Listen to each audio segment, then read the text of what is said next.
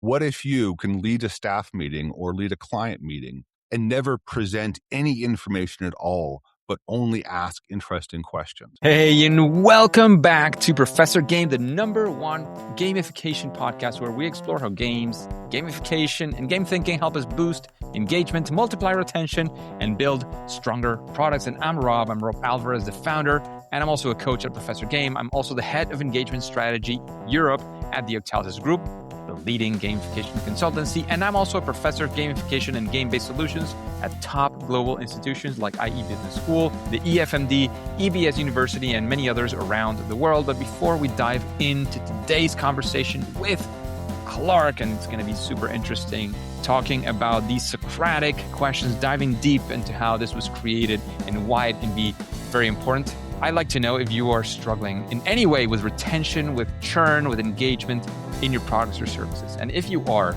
let's turn that around. We've got you covered. Let's have a chat right away. All you have to do is click on the link in the description.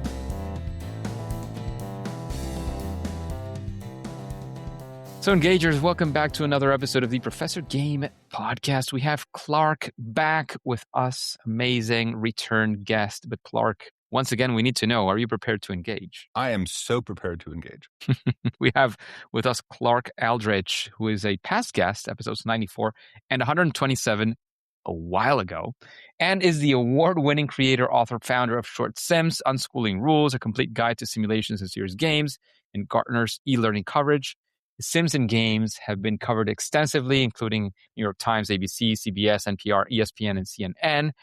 And now, most importantly, this podcast. Definitely. A couple of times already on the Professor Game podcast. And today we're going to be talking about something new that is, depending on when you hear this, it's coming up, it has just come up, or it has been around for a little while. But Clark, is there any exciting stuff besides, of course, the Socratic Cards, which we'll be diving into today? No, I've been very focused on Socratic Cards, and I'm really excited about them as role modeling what I think the future of education could and should be. So I look at them as a really nice, tangible example of a whole new approach to working and a whole new approach to learning. And you kind of started talking about that, but you know, in particular, before diving into specifically Socratic Cards, in its essence, the core mission that you're starting to describe, you know, what inspired you to build it. You know, you've had decades of experience in simulation and experiential learning, especially we've done a lot of digital world stuff, which we were discussing a few minutes ago. What inspired you to go down this route? Well, there's a whole bunch of reasons. And almost the most important one is I became really obsessed with how the most accomplished people actually learn. So, you know, you have students in our classrooms and taking our workbooks and essays and lectures and tests and stuff. And that's all nice. But how do the most powerful people, the most successful people, the most self-driven people, how do they learn? And that process became a spectacularly interesting one for me, away from the context. Because, you know, a lot of times, you know, they don't go back to school. They don't read. They do read books, you know, but they're not taking classes or something. They're learning in a whole different way. And so, most importantly, or one of the most important things was looking at how the most accomplished people go through a learning process. So that's sort of one leg of the stool. And maybe a second leg of the stool was, you know, looking at a show like Ted Lasso. Did you ever watch Ted Lasso? Yes, I did. Okay, First sure. 2 seasons, I think. Right. And so, you know, to some degree, that's based on John Wooden's work of how do you use work itself as a place of getting better and stronger, and, you know, almost focusing more on everyone growing and everyone making progress on their journey. And then the process of making progress on your own journey almost necessarily creates a good outside result. And then sort of the third leg of the stool was, how do you make something that's really fun, that's engaging? You know, for me, all the things that I think are important, things have to be fun. Things have to be optional. I'm really bad if I'm forced into anything. So, you know, how do you create a situation where learning is optional, but ultimately sort of desired? So it's kind of bringing together those three elements. I was almost going to ask how did your experience with short sims and simulation in general influence Socratic Cards, but I think you've already started covering that. So actually, like the next thing is, you know, you look at the webpage. I haven't played them, so full disclaimer, but I haven't played with your cards yet. But they seem to be like simple, right? Group discussions and questions, right? But there's also a structured mentor path. There's challenges. what were some of the principles that guided you in terms of design to balance that simplicity, right? Because it's important to keep things simple to a certain extent. You were also talking about before the handoff, right? Like you have a physical card deck you can hand over to somebody else to do this. How did you balance the deep engagement also with that level of simplicity? Sure. So that's really hard to get right. And I think it's really important to get it right. So making something that's both simple and complicated at the same time. The simple part, so I think for any good game in the world that people want to play, almost always follow that same pattern of having a very simple side and a very deep side. So, let's take throwing a ball back and forth. Throwing a ball back and forth is fun. We don't need a game, or we don't need a teacher or a scoreboard. If you put a ball in the room and people are going to just start tossing it back and forth, that just happens. So, or hitting a ball with a stick just happens. People do that almost naturally. Trivial Pursuit, one reason why that was so successful is because people like asking trivial questions of each other. And so, the most important thing for any game, or Mario Brothers, it's really, really fun to run around and jump over mushrooms. It's really fun to try to jump onto a mushroom. These are just fun, simple things to do. And so the most important part for any game, and obviously for your audience knows this because they've lived it, the most important thing is creating something that is inherently fun to do. And one thing that turns out to be really fun to do is asking each other Socratic questions. So there's an obvious one of, if you were a superhero, would you rather be able to fly or turn invisible or something? I mean, you kind of ask yourself these fun questions. So if you hear a good Socratic question, that becomes almost addictive. So one Socratic question: in life, does fun lead to success, or does success lead to fun? It's a fun question. And if you have a few friends in the room, you want to talk about it. You're applying for a dream job. Would you rather be an average worker from a brilliant group or a brilliant worker from an average group? And so, Tough questions. Yeah. They're fun. I mean, they're fun. They're candy. There's something kind of gets you talking about it, but they're also meaningful. I mean, so structurally, they're all A/B questions, which means that you can have people vote on them or have people sort of take sides, which is sort of fun. They're non-coercive questions, and that there's no right answer to it. It's not like I have the right answer and and you try to guess what the right answer is. They're very genuinely open-ended, non-coercive questions, but they also have implications in your life, which is sort of where the real rub comes in, because it actually matters. Is your most productive time with a group or by yourself? And so the question matters in terms of how you're going to spend your day and how you're going to structure your life if you kind of come down one side or the other, and there are both options. And so so that's sort of the front end, the candy to Socratic cards. And by the way, I think a lot of people who buy them and use them will do nothing but use them for that purpose. It's like buying Trivial Pursuit and just sort of asking yourself the trivial questions. And so that sort of layer of Socratic cards can work really, really well with a bunch of friends, at night, and sort of a Cards Against Humanity crowd, if you just sort of want to have fun, or it works like in a business meeting if you want to kick off a business meeting in the right way. So, in either way, that's sort of, that's the candy and that's the fun level. Absolutely. And you've been talking about these, I almost want to call it mechanics, right? Of the way these questions are structured. I'm so obsessed on mechanics, as are you. So, all of us pedagogy people go into that indefinitely. And I certainly do, as much as anyone. So, beyond, of course, the questions questioning themselves, so to speak, is there an element to it that makes it viral, self-propagating, or almost, you mentioned already that it could be for somebody just to sit down at a party, right, and just make up these questions, or it could be something meaningful. Is there something sort of built into the cards to get to one or the other or be viral? Like, is there an internal mechanism sort of that supports itself? Yeah, absolutely. So there's a couple layers to it. And if people find these questions fun, they will share them with other people. So there's sort of an inherent viralness to that. And the nice thing about a physical deck of cards is that you can buy a deck of cards, but you can give, there's 50 cards there. You can give them to people if you want to. But then there's sort of two more layers to the cards, which gets a little more interesting and a little more fun. The bottom of every card has a challenge, has a very specific challenge that you can do. And some of them are easy and some of them are hard. And so, one challenge is, host 2 small celebrations or 1 big one.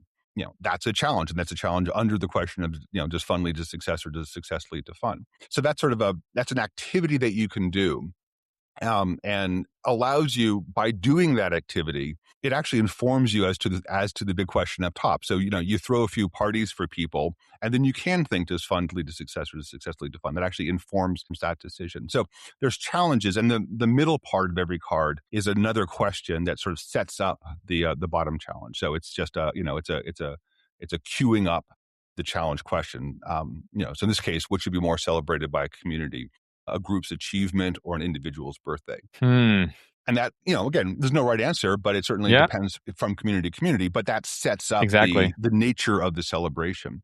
Yeah, So yeah. that's sort of Like I was going to say, like those, you've always been saying there's no right or wrong, but here it's not even, not only no right or wrong, it's not even right or wrong for a person. It depends on the context, right? exactly. Yeah. What happens more? Birthdays. Well, some organizations do, oh, it's easy, right? You know when somebody's birthday is, and it just comes up.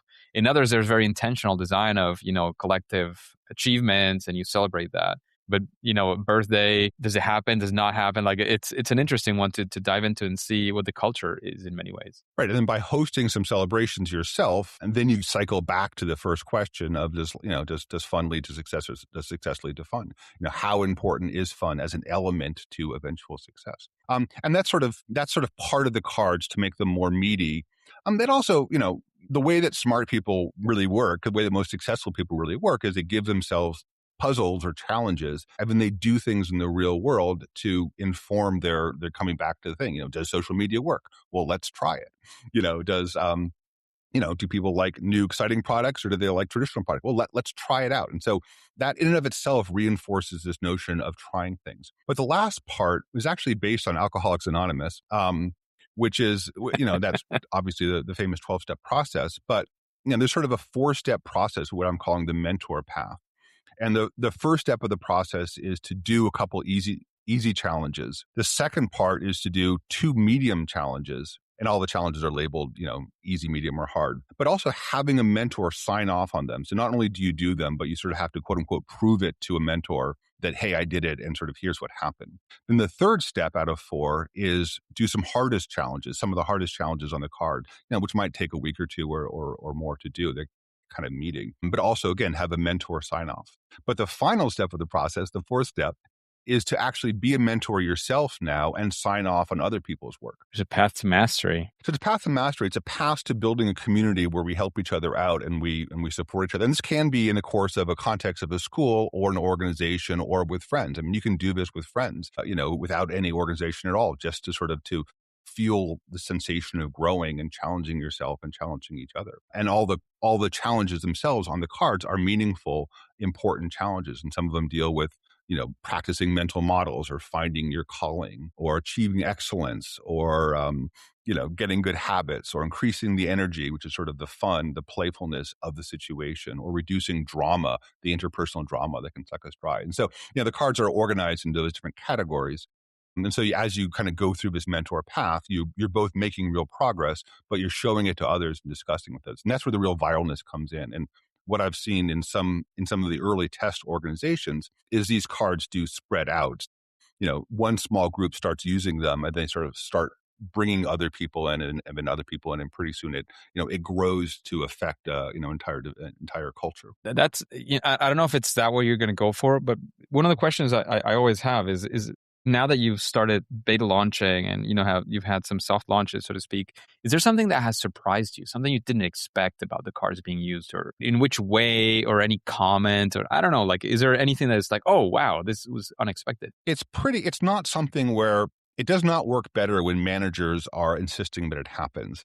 So, once you have a boss saying we have to do this, or this is our new program, it almost sucks the energy out. It really works a lot better when it's viral and bottoms up, and people are doing it for fun and for growth rather than sort of for credit. So the notion of, so I think some organizations will track the growth, and that's important to do, but almost the rigorous tracking of the use of the cards almost sucks some of the fun and energy and optionalness away from the cards. So I think it does work better as a fun bottoms up activity of growth rather than a tops down activity of accreditation or the boss telling you what to do. That makes sense, right? And not to suck out the fun anyway. Please, from what's fun is not to suck out anything, but is there, like we always, in gamification and in this space in general, we tend to talk a lot about metrics, engagement metrics, or rather than engagement metrics, it's actually metrics that matter. Is there some, again, metrics always sound boring, right? But metrics are important nonetheless. But is there some metric or in general, like what would success look like if somebody was implementing or using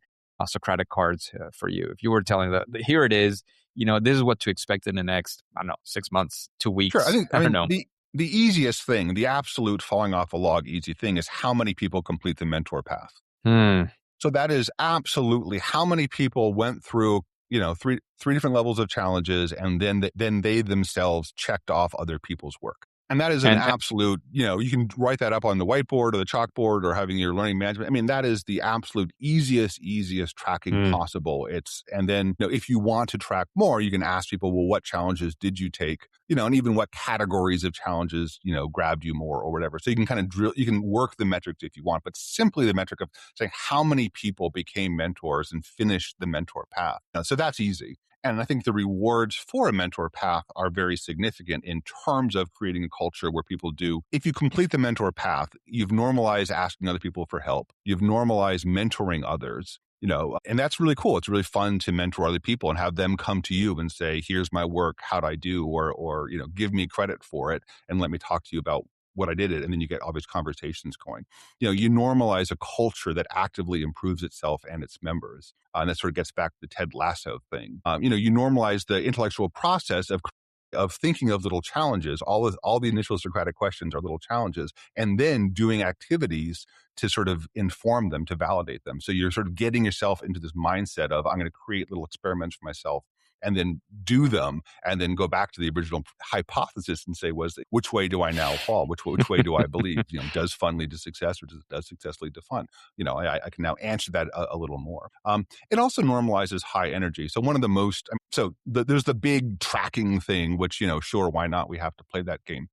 But the most important thing for me is if you start off every business meeting with a single Socratic question, no right or wrong, just, hey, gang, I have a question for you. What do you think? And you give people a question and spend 5 minutes on it. One question: do failures haunt you?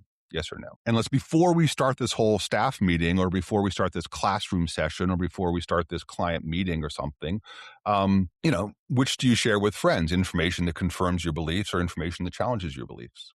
Do you work under a confirmation bias perspective, or do you fight a confirmation bias? Do you learn more from a good lecture or from a good game?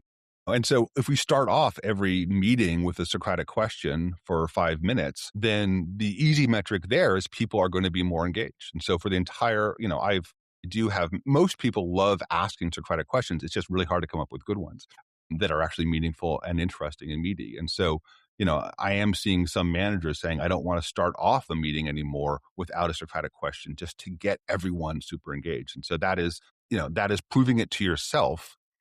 Don't trust me. Go to the website, socraticcards.com. I have 10 cards there. Pick a few that you like, and start off at your next meeting by asking, the question at the top, and see what happens and prove it to yourself. So, don't listen to me, but proving it to yourself. And to me, that's sort of the most important metric, and gets people. Interesting. We've talked about and even mentioned I have my own experiment with card games, and the whole physicality is a component. It's an important component, but in the future, let's move ahead maybe a few years. This is massive success, and maybe you want to scale it in some way, shape, or form. Do you see this turning into perhaps a digital experience, a hybrid experience? And if so, is there anything that you would anticipate happening? That is any change? Would that change the core experience, or would that still keep its basics? I hate the thought of these being electronic. I absolutely will fight tooth and nail. I mean, so for me, what success means, there's a whole lots more Socratic cards I want to build. I want to build a Socratic cards for families. I want to build a Socratic card for 14-year-olds. I want to build a Socratic card deck for tribe building, and we get a bunch of people in the room for the first time. How do we figure out how we should organize ourselves? I want to build a dedicated deck of Socratic cards just for building energy. How can we, wherever we are, how can we have more fun being there? I want to build a whole Socratic deck on excellence. How do we become world class? How do we, as a bunch of friends or colleagues, absolutely get really, really good at what we're doing? Or a deck of Socratic cards around reducing drama. How do we get along without fighting, and without, how do we all play the same game in life? Or while we're together, the worst thing in the world is to be a chess player in a room full of poker players. It's just, how do we make sure we're playing the same game? And so, all those kinds of cards I look forward to building. And as this becomes, successful, I really look forward to building more decks of cards. This is a great generic general deck of cards, which I'm really proud of, and it covers a lot of bases. But I want to dig into all of the little areas in a lot more detail if I can. I love it. I love to see the evolution, not even necessarily going or actually being fought against the digital world. Don't get me wrong, I have nothing against that. I'm sure you don't have anything against digital stuff with your short sims and whatnot. But yeah, there needs to be also some pushback with some things. Well, the fact I is would that, say. you and I, if you come over to my house for dinner or something, or we have some friends over, we can put away our screens, we can put away our devices and, just take a deck of cards, fan it out, say, grab a random card and pull it out. And, let's talk about it. And during the course of the conversation, we're going to learn about each other and we're going to learn about our own, we're going to have more meaningful conversations. And so it gets us away from the screen mentality, which I think, as we all know, because the problem with education in general is it gets infrastructure heavy very quickly. You look at a school and pretty soon you're having fire drills and shooter drills and your landscaping and stuff. And so the infrastructure of technology takes over very, very quickly. You take a course, but before you take a course, you have to sign in and you have to get your password, and you forgot your password. And so the infrastructure of, when I look at education, one thing that kills it is the infrastructure. And so part of my goal, again, a la Alcoholics Anonymous is an amazing program in that it's incredibly cheap to deploy. So the cost per person is next to nothing. Same thing with, Socratic Cards were built to have an incredibly cheap cost per person.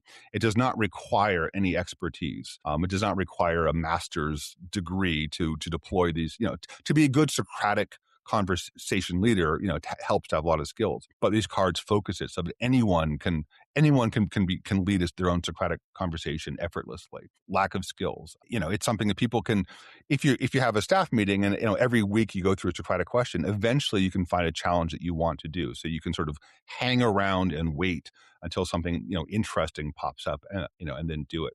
It's meant to be viral. It's sort of designed to be viral, and not in a way that particularly benefits me because the cost per person is no. But if you get a deck of 50 cards, you can give people, a card. And so now for next to nothing, you can sort of share it with people and get other people sort of asking questions as opposed to listening. And then inherently, ultimately, it's either going to be fun or not, and it's going to improve your life or not. And if it does either of those two things, it will spread on its own and become viral. If it does neither of those two things, it should die, and it should die. But, it's either going to be fun to do, or it leads you down a really meaningful path where you become a person who is, and your community too. I think the other part of it, a la Ted Lasso, is, it's really fun when you're around other people who are also working on improving the community, on working on helping each other on the journeys that they're on. I love that. I love that. If you were, to ask or to say what's one question that we should be asking learners or leaders even today that we're not, which question would that be, and why would it be so important? I know there's many on your deck. Well, you're almost answering I'm going to take your exact statement, which is sort of saying, what happens if you, as a leader, stop talking at people and start asking questions? Your question is brilliant because it's exactly what a leader should be doing. What happens when a leader gets in the framework of saying that, a good leader presents good information, a great leader asks great questions. And what if you can lead a staff meeting or lead a client meeting and never present any information at all, but only ask interesting questions? And it's a complete inversion of the traditional, leader, manager, teacher model. And it gives all the power, and because the other thing is, not only gives the power to the learners, it gives the responsibility to the learners. It gives the responsibility to the people who are sitting around the staff meeting. It goes from making them passive participants to active people. So I think just that alone, teaching leaders how to ask great questions rather than to give good answers, is transformational to a workplace and to a classroom. Beautiful. I love that. And you've already started on there was one thing I wanted to talk about. If you were to redesign the way, as you were saying, the way leaders relate to teams, right? If that were to completely change, or the way teams function as teams, of